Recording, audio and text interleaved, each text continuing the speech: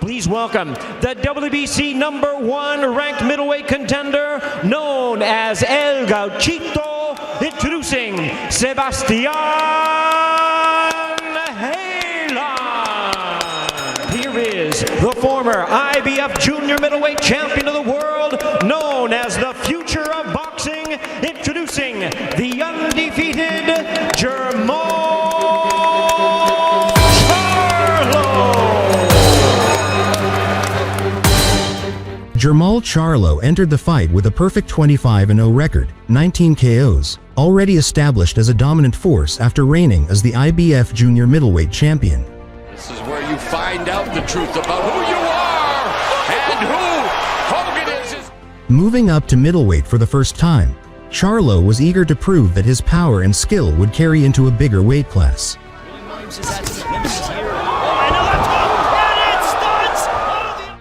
With notable victories over Cornelius Bundrage, Trout, and Julian Williams, he had already shown himself to be one of boxing's most dangerous and composed champions. Impressive to me, and so.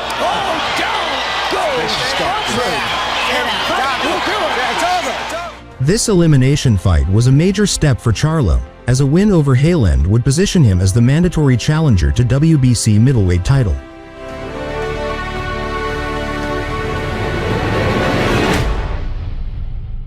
Sports the red, white, and camouflage trunks, the red trunks.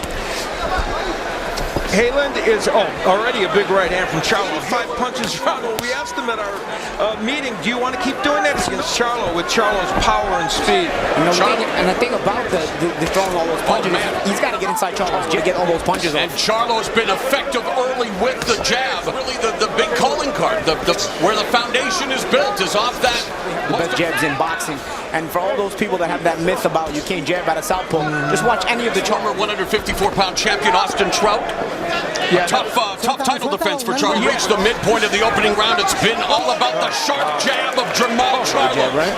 Yeah, ether Jermall Williams in before relinquishing it in order to make the move at 160, where Heiland has an awkward rhythm to him, and he's going to try to use that awkward rhythm to close range, but Charlo's athletic. In the opening round, Heiland has scored 8 knockdowns in his last 5 fights, including one at his career best victory.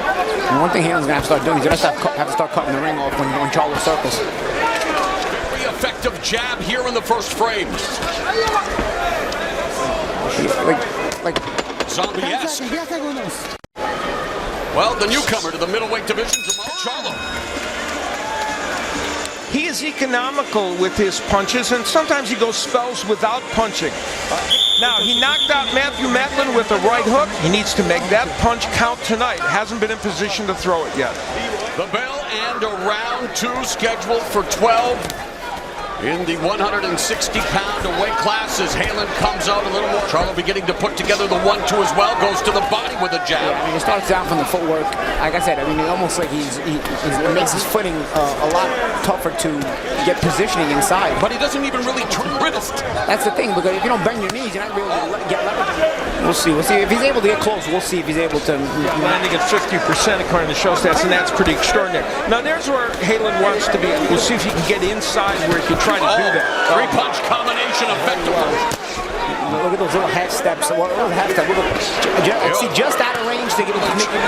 Ronnie Shields, the 59-year-old former number 1, and Heiland down. He's hurt. 5, 6, 7. Hey, está bien. And Charlo smelling victory. Look at Charlo's hand positioning. Perfect hand positioning so he can defend but also throw the punches properly. Heiland is very resilient. But Charlo with more game than esports and proving to be a button smasher here against him.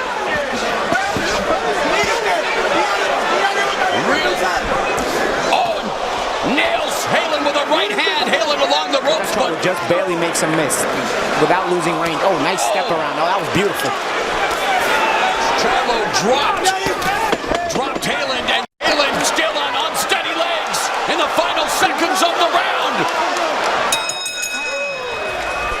he was able to stay in there this full round is astonishing. As we look at the punishment that he took, that's the first knock. That was the knockdown. When that was done, there was a lot of time left in the that round. The uppercut by Charlo, which we alluded to at the beginning. I think we're going to see, among other things, we're going to see the right hand. We're going to see a left hook in here as well. That right hand. Paso a paso. Seguimos paso a paso. We've seen the awkward footwork. There appears to be something wrong with his left leg, although the doctors are allowing him to compete. That's his normal footwork, and some guys have like a weird stance, a weird footwork, but for them to check his leg. Oh, there's a 1-2 right through the... An injury to the leg, it's only going to make his life even worse because, I mean, closing...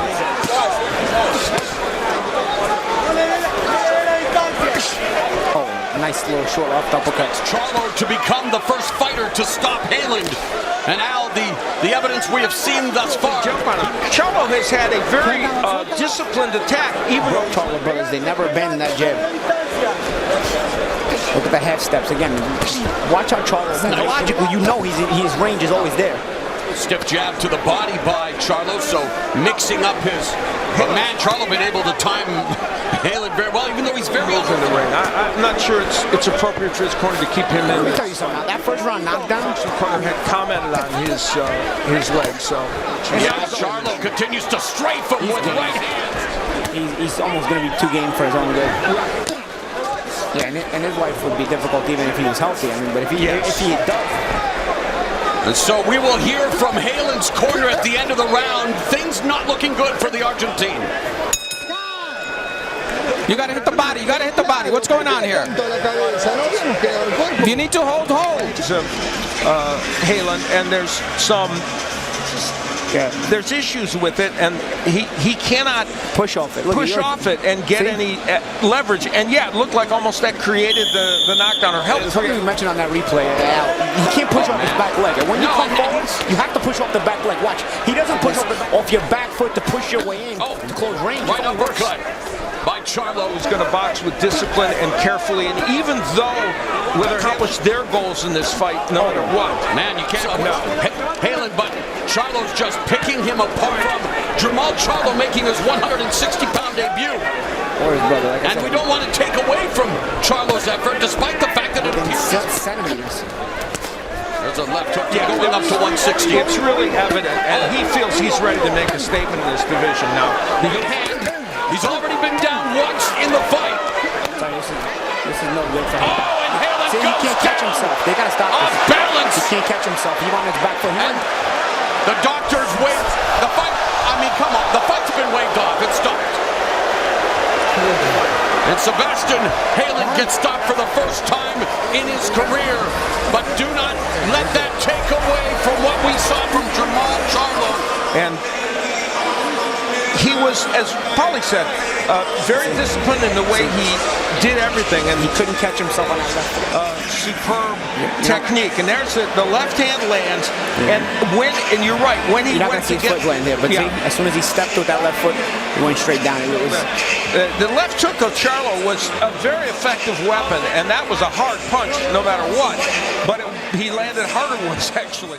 Moving in from 154 pounds, you know, being the champion and the work that I did, and they gave me a spot to fight for the, title eliminator is awesome. It's an awesome feeling.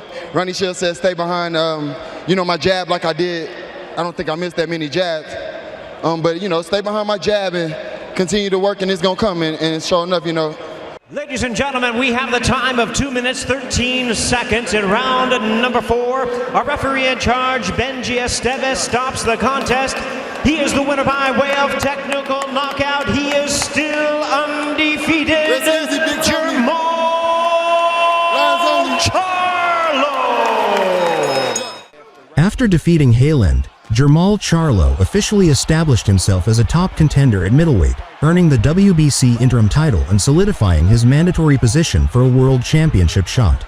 The right hand that landed for Charlo. Now Montiel on the ropes. The crowd on its feet in anticipation of Charlo. He went on to capture the WBC middleweight world title in 2019 and has successfully defended it multiple times, remaining one of the division's most dangerous and avoided fighters.